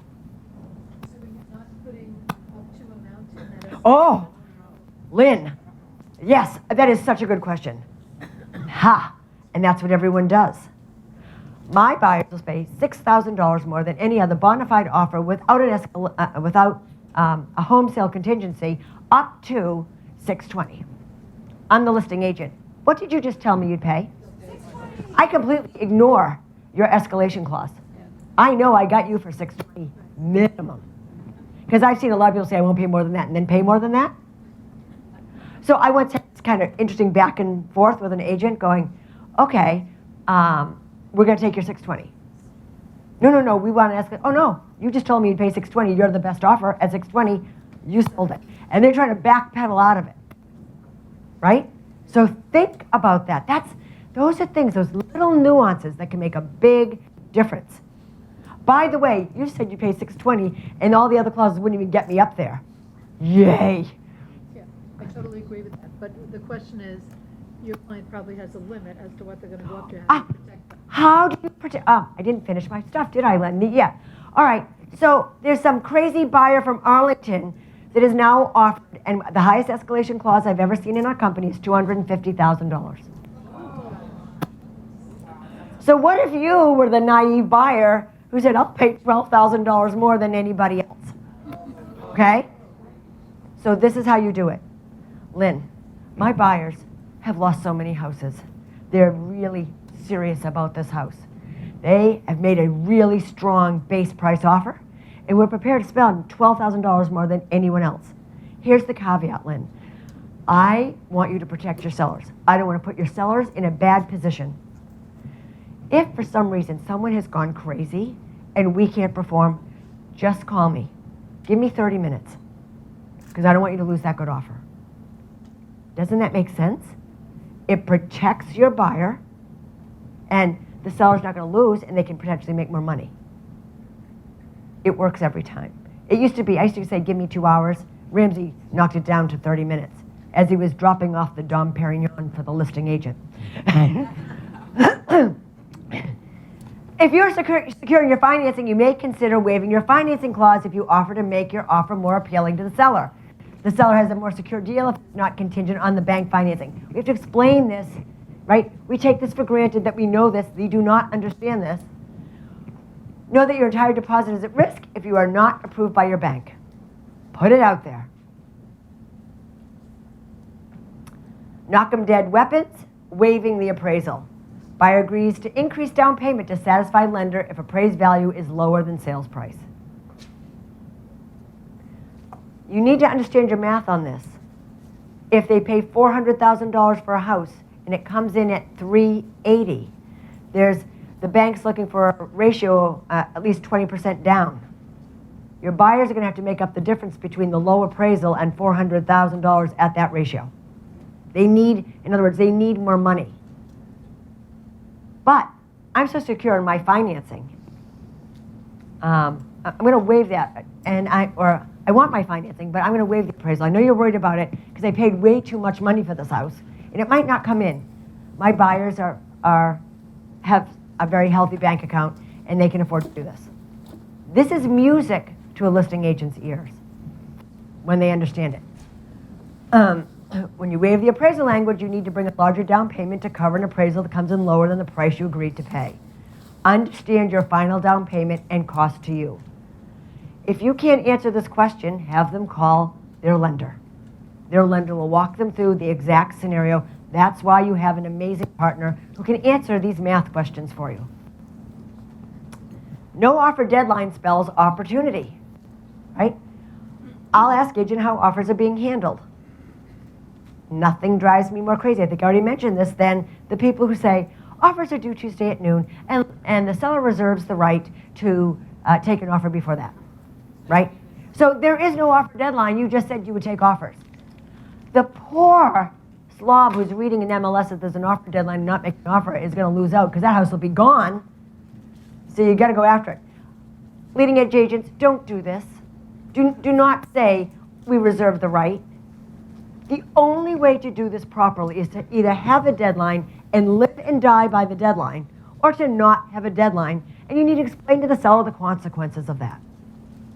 That's treating everyone in the market fairly, everyone knows the rules, and nothing ruins Steve's weekend more than when he has to take those calls from the other agents going, what do you mean? I thought I had till Tuesday. Don't do it. If there's no offer deadline, act quickly, shut down your competition. Speed saves money. Smart offers. Teach them how to negotiate. And we're going to have a great negotiation class this Friday with Misha. But if you only remember one thing from negotiation, it's going to be the Rolling Stones song, right? From Satisfaction. You can't always get what you want, but if you try sometimes, you might find you get what you need. Your job as the agent is, listen, I'm not going to get you everything you want, but I am going to get you what you need. When you can say that, that is very powerful. Bumps in negotiation are normal. Stay nimble and willing to compromise. I'll help you get what you need. An accepted offer, what's next? Well, I'll guide you through the next steps, and we do all these things, right? Sometimes they think I just need to get the house and the offer. And they say, oh my goodness, we're setting them up to sign a buyer agreement. Never call it a buyer contract. Nobody likes to sign contracts. They're buyer agreements. Words matter. Oh, I didn't know we were doing all these things. Smart inspections. Let's look under the hood. We're going to get an inspector. We'll take notes. No inspectors always find issues. Talk about this with your people. This house is used. It's not new. If we have that letter to buyers and sellers, people put it in their listing packets all the time. It should go in front of every buyer. It says what to expect at home inspection, how this is going to work. The house was priced by the listing agent based on the fact that it needed work. They've already taken that into consideration when they priced it. You need to get them in the right frame of mind. Decipher what's minor and what's major. Negotiate issues if we are in a position to negotiate. By the way, if this 10 offers behind you and you don't like the heating system report, it's like, so sad, so sorry, right? Too bad, so sad. And they have to know that. Find solutions. We're going to find solutions. Sometimes the seller will pay. We can get you a different kind of loan to make sure we can structure that. Always have solutions to get them through home inspection. Be prepared for sellers to be tough. You're not entitled to anything. Consider it normal to have a home inspector find a laundry list of things that need to be done when you buy the home. Prepare them up front that after you finally get an accepted offer, your home inspector is going to pick apart your beloved home limb to limb. They're going to scare the crap out of you. That's normal. You weren't paying attention if you aren't a little bit scared. That way you set the expectations when that happens. Instead of, oh my God, they found things wrong. The gutter extension.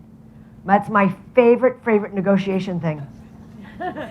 You know, my buyers want a gutter extension. Bill Butler tells me if you buy the Cadillac of gutter extensions, they cost $5. And you know how hard they are to install? Even I can do it. And I can't even put my vegetable bin back in my refrigerator when I get it out. Like, I can do a gutter extension. All right? So you need to say, put it all in perspective. Remember, a home inspection is not performed to find a way to renegotiate the sales price. Sellers have no obligation to fix the house or adjust the price. However, a seller may be willing to negotiate anything that you could not have known about that will be expensive and immediate to fix, or an item that may be deemed hazardous or a safety concern. The basic rule of home inspection, this is it, and it's in that letter to buyers and sellers, is that it's reasonable to expect a seller will negotiate when it's something that needs to be done immediately, it's safety, right? Or it's a big problem, you know, and it's expensive. Is your money liquid? How many people have written offers, then they go to write the purchase and sale and go, yeah, I have tons of money, but it's in my IRA. I can't, you know, all of a sudden you're trying to work out a promissory note. Make sure they are all ready to write the check when you start. Have it ready at contract signing. Offer more to sweeten your deal. In other words, why is everyone offering $1,000? $10,000, a good faith deposit really stands out in a situation. You can increase that. Other money you'll need. You know, I once had clients show up because I wasn't doing these things back in the early 90s at the closing with their kids' piggy bank to pay the oil adjustment. They were tapped out. I still meet them. They love their house.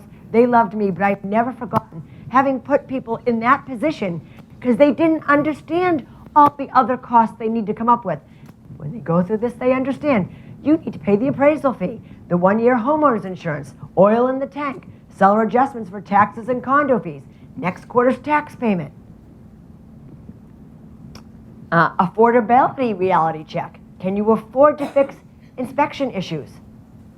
They love, love, love the house. You know, it's grandma's house. And yeah, I know we knew the heating system was older, and we knew that the plumbing was older, and we knew the kitchen was older, and we knew the roof was older. And now we need $70,000 off as an adjustment on the price of the house. It's unrealistic. It wasn't priced that way. Up front, before you show them a house that needs a lot of work, you know, they need to know what they're getting into, because they don't let them think they can just paint it, because you've taught them that, right? All right, do you qualify for construction or 203K loan if you don't have cash? Obtaining a mortgage, I can recommend approved lenders. If you let your buyer work with a stray lender that screws up your deal, shame on you. This is the thing you need to take the most control of in a transaction. Because the reason they don't close, 99% of the time, is the lending. Approved lenders speed your transaction. Beware of internet lenders and scams. Expect intense financial scrutiny because they all think this is an FBI investigation, right? Cooperate fully. Be timely with your information and documents. You know, people love to blame Chris Callahan when she needs a financing extension, but when in fact what the problem was the buyers weren't getting her any of the documents. But we blame her bank. You, as an agent, are fully responsible to ride herd on your clients to make sure they're cooperating, and you don't need that extension. Because if there's a backup offer in the wings, you know, they don't have to grant it. Linda, Yes. once a client of mine gets a property under agreement, I have what's called an under agreement consult, and I can guarantee you, every single one of my clients, they have no idea that if their process goes beyond their commitment date, That their deposit's at risk. they lose their money. Their deposit. Will, So, I said, yes, you will. so what did you call it? You called it a post, It's an under agreement consult. an under agreement consult. Make sure your lender is going to do an under agreement consult. That's beautiful. Great language. Because I need to make sure you don't screw this up. Do you understand how interest rates affect your mortgage payment? On a basic payment of $3,056 a month, you can afford $681 in principal and interest. By the time, at 3.5%. By the time it gets to 4.5%, it's only $640. Look what happens at 5.5%, $538. The thing that is going to change this market more dramatically than anything else is if and when those interest rates go up. Yuki, I'm just running out, quick. No, I'm running out of time because Janet's here and she's so good. You don't really want to listen to me anymore. I will answer any question you have later. Hire a good attorney, period. You should use a real estate area specialist, not Uncle Louie who practices real estate in New Jersey. This is what screws up the deal. Or your attorney friend who does patent law. My ex-husband is an attorney. The only real estate experience he has is what he's bought and sold himself, and his one course in law school. He used to call me because he was reviewing P&Ss. He knew nothing. Don't let your clients do that. He or she will be familiar with local forms, town regulations. I can recommend trusted lenders. Would you climb Mount Everest without a Sherpa? Then why buy a house without the expert coaching of a dedicated buyer's agent? I'll guide you in finding the right home, a home that meets your needs and budget, is not perfect necessarily, but perfect for you, makes you feel like you made a smart decision, and will help you build your financial future. You can be a homeowner in 35 to 75 days. Go over the timeline with them. They don't understand it. What is my added value? I understand the local real estate market. I provide tried and true advice. I help evaluate properties that meet your needs and budget. I help you negotiate the best deal. And my fee is paid on the transaction. They don't understand that. I tell you, hire me as your agent. I must act as a facilitator. At Leading Edge, we don't want you to just check in the agency form saying, I am a buyer's agent. You should have a contract. You are assuming all the liability of a buyer's agent without any protection of a buyer's agent when you don't have a contract. As a facilitator, I arrange showings, and this is what we do. All right, we're going to go fast here. When I'm acting as your agent, I can. All these wonderful things that you can do. If you choose me as your buyer's agent, you agree to work with me exclusively. This is from the buyer agreement. You agree that all negotiations will involve me. You'll provide a pre-approval letter. You'll notify me of interest in a property. You'll notify me when you plan to attend any open houses. This is in the buyer agreement. So go over it, say we went over it. You'll share my name with the listing agents who you meet. How we will work together. We're going to sign a buyer's agreement. Our agreement can be is mutually agreeable, and it can be voided in 30 days. We recommend you write it in to protect yourself when they do the for sale by owner and they don't want to pay you. Your release from the agreement is guaranteed. Understanding dual agent. You might become interested in the property. I am listing. They'll make me dual agent. I would represent both buyer and seller. In such a case, I keep all information confidential. I go from being a coach to being the umpire. No matter how reasonable your request of the seller may be during the time between your signed P&S and closing, you are not entitled to anything that is not in the contract. I know the seller said when you bumped into him on the home inspection that he would change all the ropes in the windows. But if it doesn't go in the contract and you show up at closing and the windows still won't open and close, he has no obligation and your attorney has no recourse. You can't move in early, you can't store things unless it's in the contract. Explain wire fraud. We did that the other day with listings. Smart, you might be on candid camera. If you found a perfect match today, what would you do? If they can't say, I'd buy it, because what happens? Have you ever searched forever for a client? And not ever. They're new to you, but you found them the exact right house right away, and you show them the house that meets all their needs. And they went, that was easy. Boy, I wonder if I keep working with Julie, how many good houses I'm going to see. And then you spend 8 months chasing the first house that doesn't exist anymore. They need to grant themselves permission to make an offer when it works, and you need to say that's normal because I'm so good. We eliminated the other thousands of houses. Throughout the process, we'll work hard together, laugh, maybe cry, get frustrated, agree to disagree, ultimately triumph, and hopefully have some fun. And in the end, we'll find you the right home at the right price. Last slide, and we'll still be friends. In the end, everything will be okay. If it's not okay, it's not the end. All right? So, I'm going to introduce Janet Aguilar. She came to my Melrose office when I was a brand new broker owner, and we only had about 3 people. She thinks there might have been 5. All right? I have watched this woman go through a lot. She's going through a lot now. I asked her to do this presentation in July, and she stuck to it. It's got a new twist. I can tell you that it will be one of the most impactful things we hear at boot camp. With that, I am proud to invite one of the strongest women I've met in real estate. Come on up, Janet Aguilar.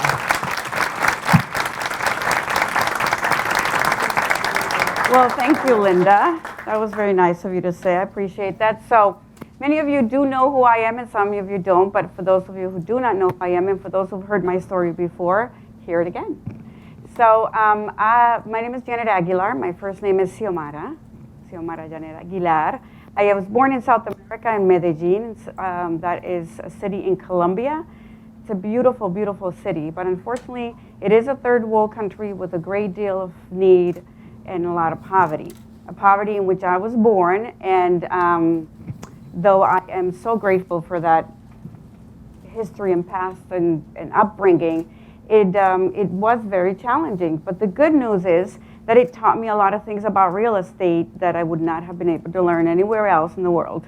So my first experience with real estate had to do with what we called invasions, which is when people who are financially in need and they're poor and they're homeless sort of take over lands. And then the government has to kind of deal with that. So large groups of people would actually just kind of swarm to a spot and just take over the space. So my grandmother, who is fantastic, at the time just ran with the cousins, the uncles, and everybody, because you know us. We have a very extended family. And so she just put 4 posts around a lot of land and then put some sheets around it and said, this is mine. And that was my home. So that was my first experience at 8 years old of understanding ownership of land, which wasn't even ours, but we just took it and nobody did. Of course, we have a name for it in real estate.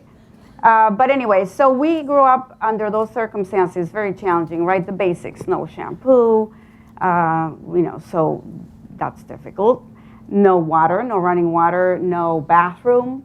Obviously, there was nothing. So we cooked on bricks and then just put firewood and figure it out. It's like you're going camping. It's a lot of fun. When you're 8 years old, you don't realize that you're poor. You don't realize that that's not the way children should be living. But that's all I knew. So for me, it was fine. I was content and happy, living under those circumstances.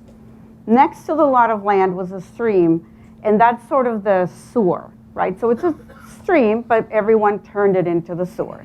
And then on the other side of the stream was the landfill, which, by the way, when you're 8 years old, living in South America, being poor, and that's all you know, that's kind of exciting. That's like going to a thrift shop, but, you know, it's not a thrift shop. So anything that was thrown was ours to take. So my brother and I just kind of went about it and went in, and we could find some pretty cool things that we did not have. Of course, the bathroom, again, was the stream, and the water was taken from public water. It was, they would just hook up a hose, and that's sort of the way that those needs were met.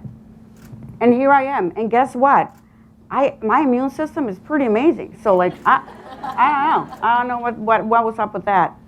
My mom had to leave Medellin, Colombia, to find a better place. And, you know, obviously we have the United States, which everybody wants to come to.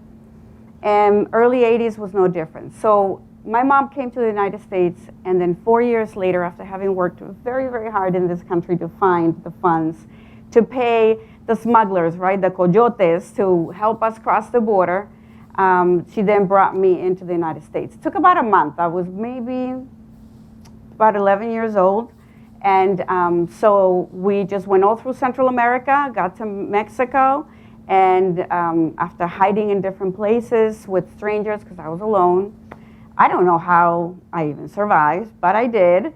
And so back then, they didn't just shoot you at the border, right? So back then, you could, you know, smuggling a lot easier. And so what we did is they put me in where the motor of a truck is, and on where the wheels go, on the inside of the motor, there's that section that covers over the wheels. They put a little sheet there, and they put me in there, and I've always been tiny, so, you know, I kind of just fit perfectly, right? So I could see through I don't know if you realize this, but when you open the front of your car, where the motor is, there's, like, you could see the ground. It's not like there's a protection underneath. So I remember very clearly as I lay there, crouching, looking at the street and how quickly it was moving, and thinking, I hope they don't hit a bump, because that would really make a huge difference. But by the grace of God, here I am. I passed, I crossed, I was safe. And so it so turned out that I came to Boston, and I was then introduced to a whole new world I couldn't have never imagined, right? So from where I was to where I came. And understanding how fantastic it was to go to a store and pick what you wanted, which was like way beyond what I could imagine. My mom was amazing. Of course, my mom was earning very little income, not speaking English and working at factories, etc. That's not, you know, but to her, she brought me to Kmart. I loved Kmart. I'm sad it's not here anymore. I remember they brought me and said, pick whatever you want. And I could not believe how fabulous that was. And then, of course, they had an apartment with a bathroom, with a door. And I mean, all these little basics that I just could not even, I just didn't have, and it was just great to have. So what that did at the beginning of my life, early on, was help me understand how precious it was to be receiving all these amazing benefits of life that I didn't have before, and then obviously keeping in mind those who didn't have it. That step in my life developed a great deal of gratitude in me for life and for everything that I receive. I just appreciate everything I get. And I want to talk to you a little bit about what gratitude is, and I know you've heard about that already from previous speakers and from all kinds of different venues that people motivate gratitude in your life, to write about it, think about it. You know, you practice it, you say it to yourself, you consider the good in the difficult moments, you focus on the positive when things are going tough. And that's a great thing, and keep that, and that's how we should be. But what I want to present to you is a difference, and that is a kind of gratitude that leads you to action. And so as I was maturing early in the years that I came to the United States, very, very young, I learned about a gratitude that really transforms the way that you then behave because you feel that gratitude. So it's more than, thank you for doing this for me, is what can I do as a result? And I'll give you an example. My parents met a realtor in Chelsea who took the time to teach them the process of purchasing a home. And this is early 80s, right? So The language barrier, I'm sure they didn't have Linda's boot camp at the time, but he just had the patience and the kindness to give them this opportunity to buy their own property. I mean, that was like blow away at the time. So what my parents did is they purchased a 4-family home, and I will never forget what that realtor did and the time he took changed not only my parents, but he changed look where I stand. Because of all of that, because of what that person did. And so when I started to do real estate, I realized that, there's a lot of impact that we can have through real estate in a lot of different ways. What ended up happening is that my father had a lot of land next to the property that he had purchased, and I asked him if he would gift it to me, which he thought it was like, why do you want to do with that piece of land? But it allowed me to build a home with my family because I married really young, and then I was able to then start investing, etc.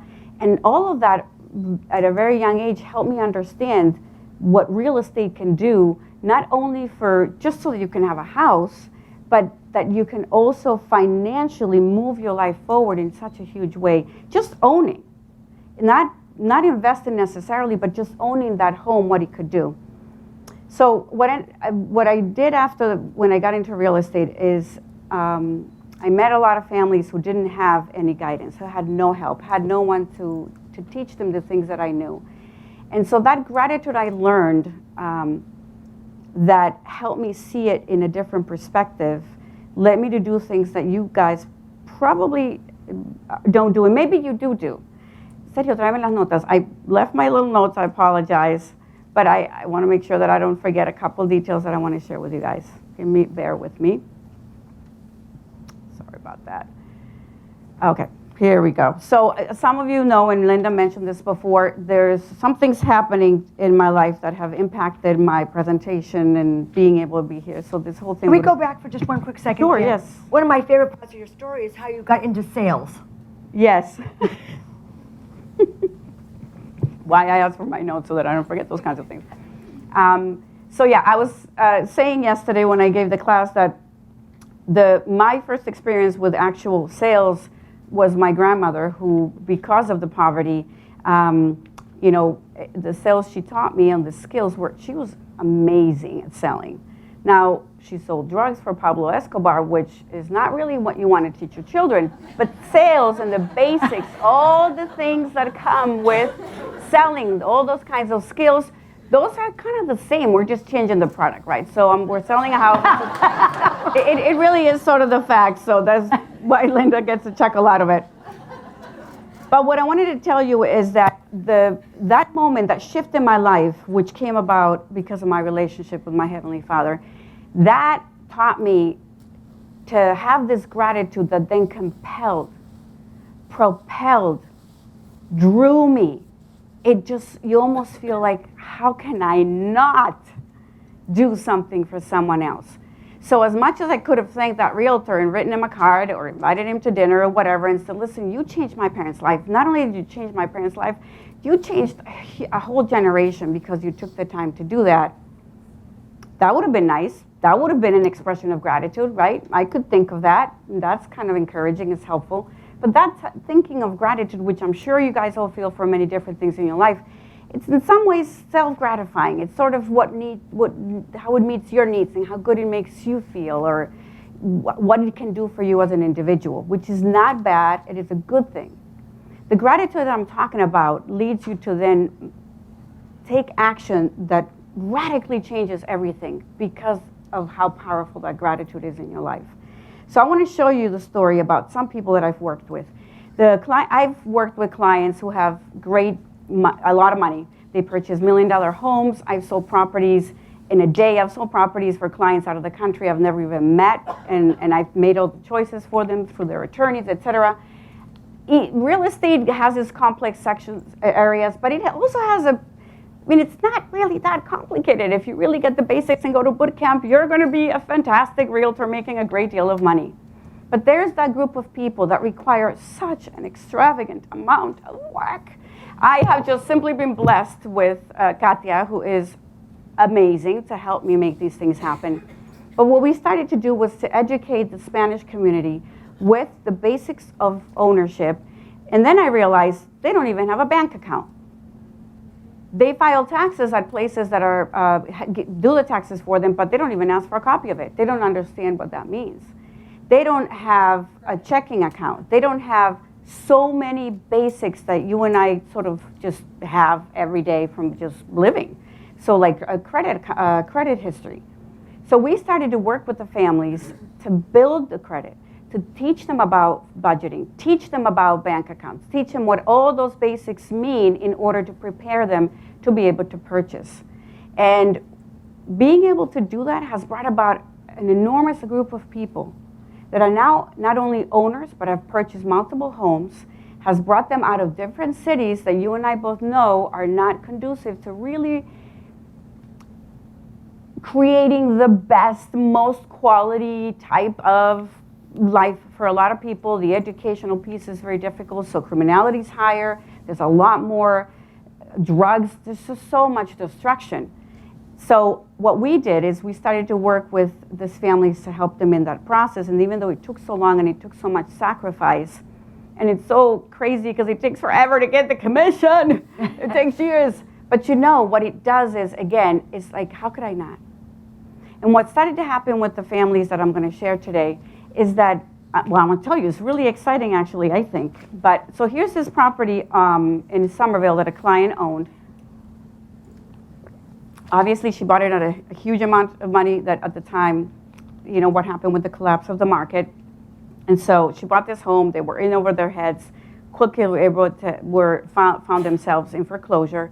So we came and helped them. She has a special needs child that I met her through Pilar, a friend who works at a hospital. And so I helped her to negotiate the sale with the bank, which, you know, short sales are ridiculous. Like, they take forever. Back then, we didn't have the easy transactional people. You did that yourself. When that was paperwork beyond belief and a lot of dedication. But we just, it was worth it. We helped her. We got her out. She was getting a divorce, struggling financially, everything under the sun.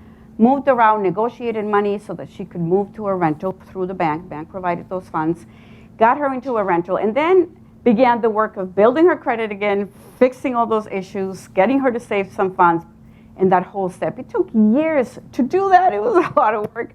But I just had this vision that what a great dignity for her to walk out of her home, not kicked out, not foreclosed in front of her children, but for her to negotiate a short sale that gave her a better position. And it changes the spirit, right? It changes the attitude with which then you move forward. So then years later, we were able to help her buy this home in Everett. It's a 2-family. And what that did for her is it helped her to then have a better financial condition, receive some rental income, which then helped her to get more assistance for her daughter with severe special needs, and helped her son, who would have otherwise ended up, God only knows what, if she ended up in housing or whatever. But she was able to help him go to college and get educated. And what happens next is, this is William, and that's his sister with the special needs. And so William went to Boston College, and just this week, that's his mom. Hold on, here we go. Oh, that's just me because I love Maria. Maria Lopez.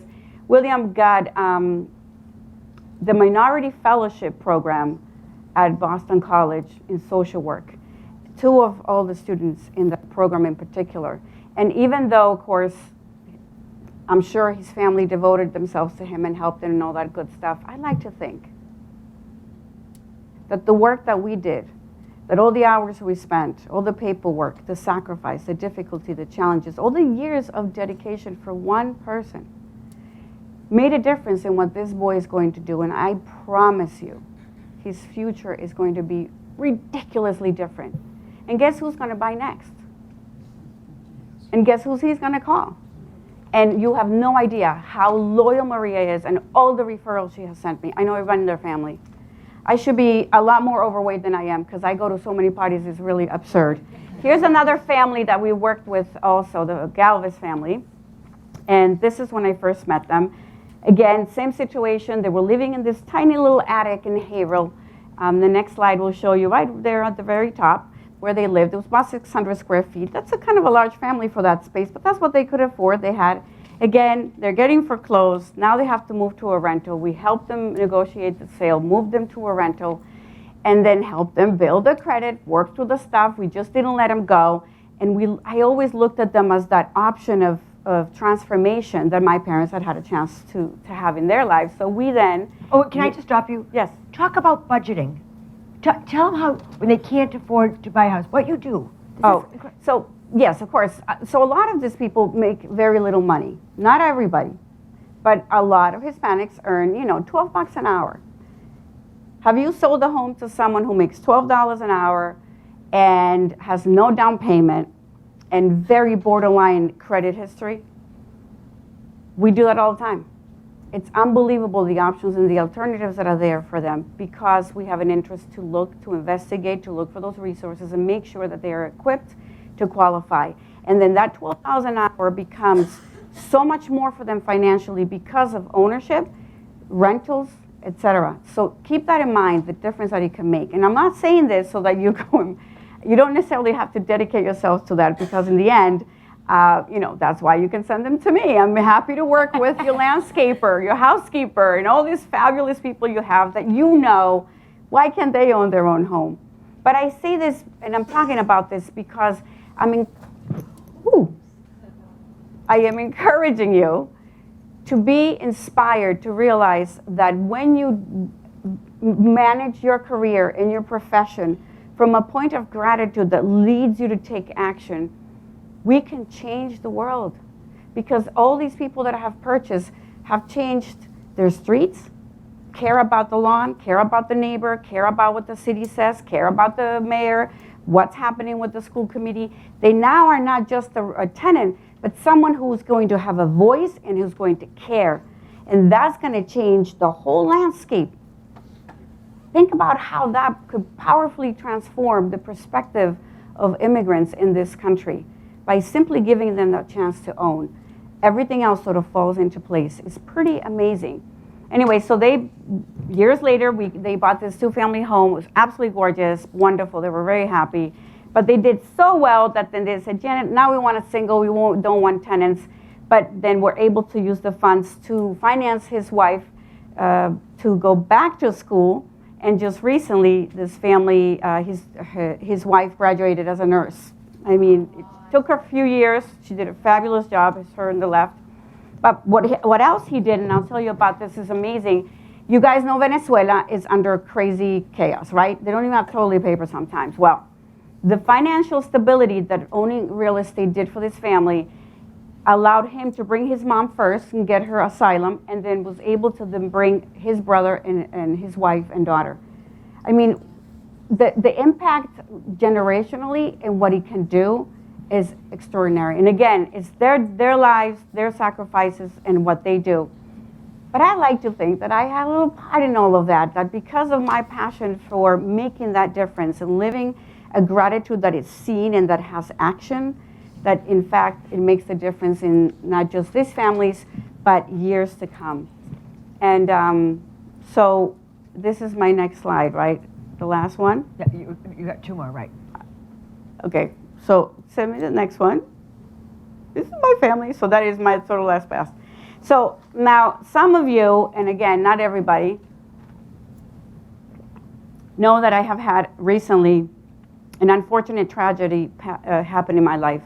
And part of the beginning of my presentation, my perspective about don't waste the suffering or pain in your life. If you're hurting, if you're hurt, if you go through something difficult like not having a toilet or having to cross the border under those circumstances, or being away from your parents for 4 years because they couldn't afford to be with you, whatever the challenge may be, let that pain and suffering become something worth it. Don't let it go to waste. How sad.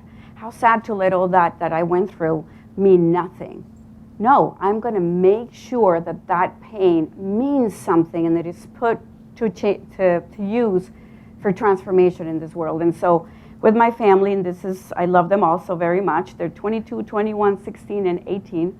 My Nathan here is autistic. He has special needs. And so for all his 18 years of life, he's had a great deal of difficulty with everything under the sun that you can imagine. And most recently, right before, at the beginning of December, when we took this photo. He had an encounter with a state trooper where my son just, based on his disabilities, had a confrontation that was not good. And the officer shot him right here in the neck. And unfortunately, he's now paralyzed and he's lying in a bed as we speak, fighting to live. But I am so thankful, because that's the power of true gratitude that leads to change, is that he wasn't shot in the head. He's not brain damaged.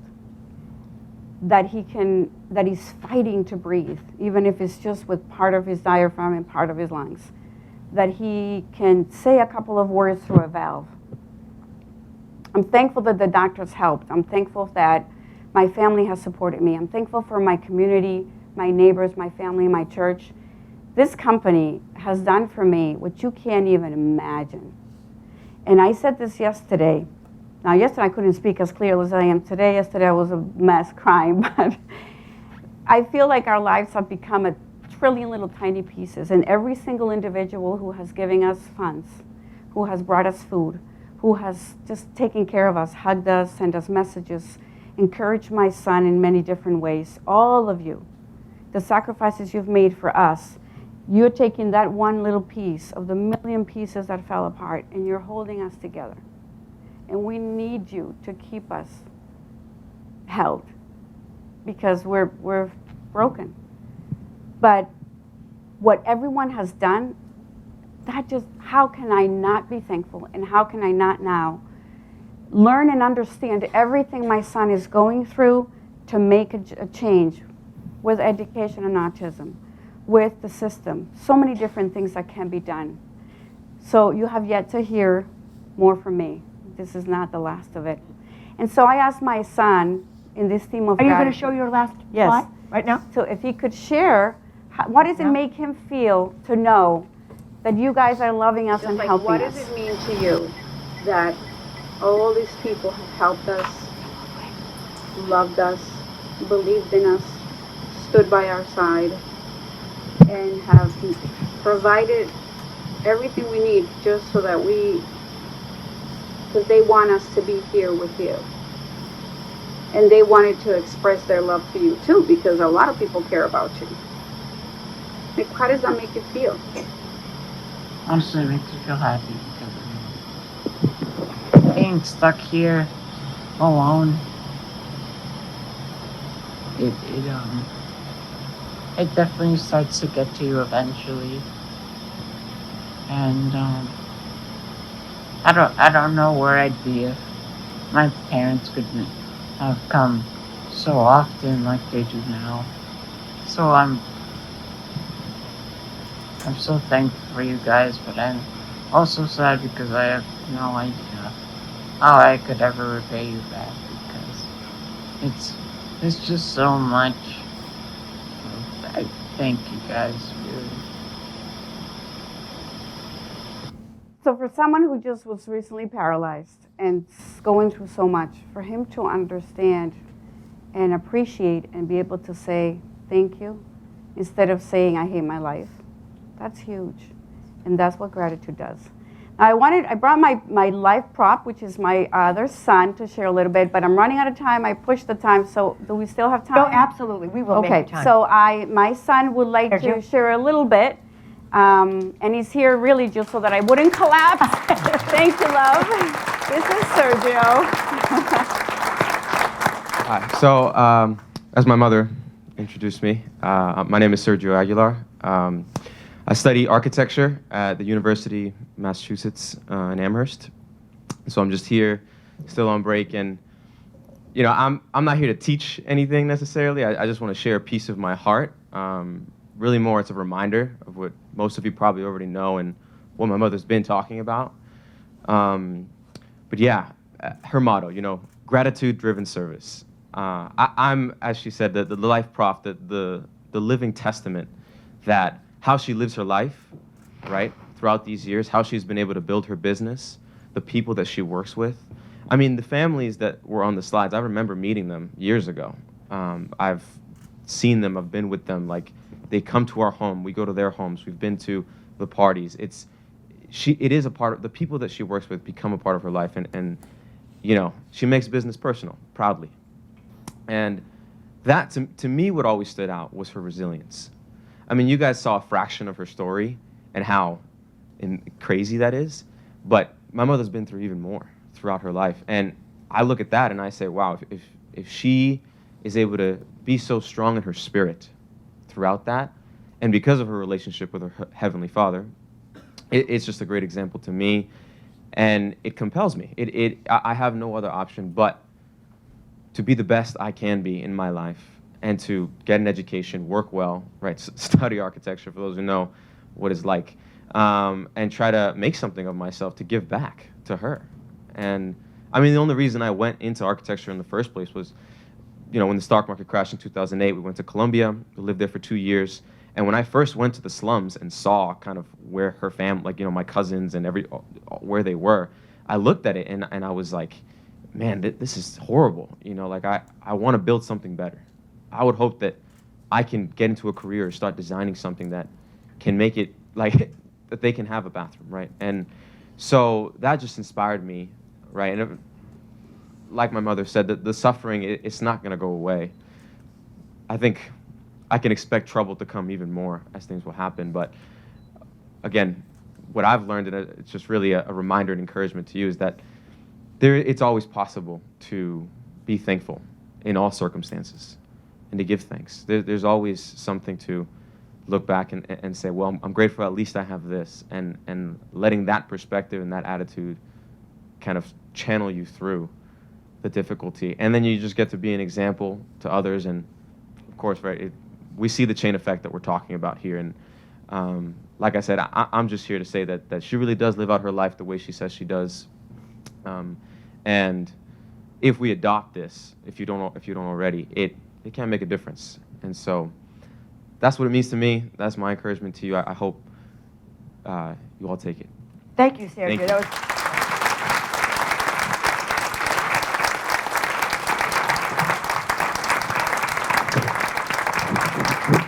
I want to complete the message. As much as Janet has asked for hugs, please don't hug her. She can't get sick. So she's actually asked you to refrain from hugging her. And Sergio, they have to go back to the hospital. So, Linda, don't do this to me.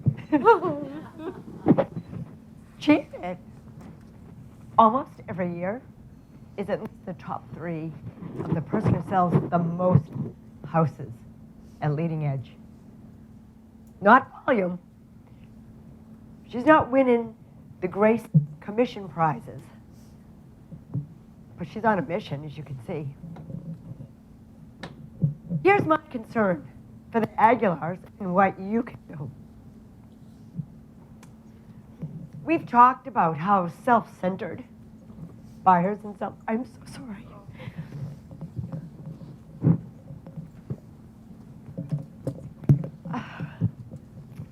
We've talked about how self-centered buyers and sellers are. And as much as Janet has an amazing community, people are going to be very, very concerned about referring her business as she supports her family going forward. I don't doubt it. They're going to have that pinch of, can she do it?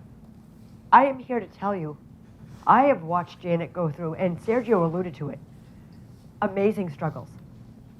When she told me about her story the first time, she said, where did I grow up? You remember the Save the Children commercial with the flies on your face? That was me. She said, I lived at the dump. This is where she's come. She needs our help. She needs your referrals. She needs, if you bump into any Hispanic people, she's got a great team. I will tell you that Julio, who's brand new, is going to be at her side. And Allison in our office said, I will do anything. Every single Melrose agent has said, Janet needs anything, I'll be there. She's going to need help this year. And I know we will rally. Do you have extra open houses Julio can do to meet buyers and sellers? And by the way, Janet, the good news this week is Nathan who'd been rejected from rehab for all these reasons, is going to get to go to Spalding on Thursday. That will be life-changing. So, Janet has been one of Leading Edge's biggest cheerleaders forever. She's given back to our community and helped her colleagues at every turn.